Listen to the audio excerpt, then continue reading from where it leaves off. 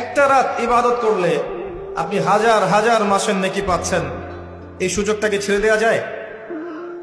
কবে এই রাত স্পেসিফিকলি বলা যাবে না, 27 তারিখেই স্পেসিফিকলি বলা যাবে না যে 21-এর রাতেই, 23-এর রাতেই বা 25-এর রাতেই, নির্দিষ্ট করে বলার কোনো সুযোগ নাই।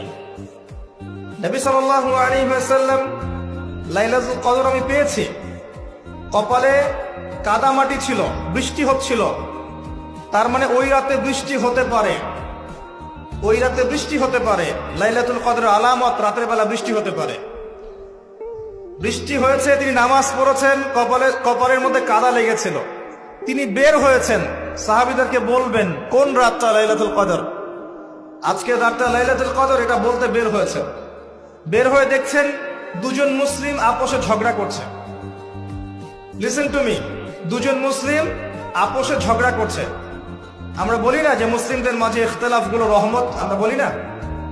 দুজন মুসলিম আপোষে ঝগড়া করছে, এই কাজটার কারণে আল্লাহ রাব্বুল আলামিন নবী সাল্লাল্লাহু আলাইহি ওয়াসাল্লামের হৃদয় থেকে এই কথাটাকে তুলে নিলেন। তিনি আর বললেন না এক্স্যাক্টলি কোন রাতে লাইলাতুল কদর ছিল, তিনি বলতেই বেরিয়েছিলেন যে কোন রাতে লাইলাতুল কদর ছিল।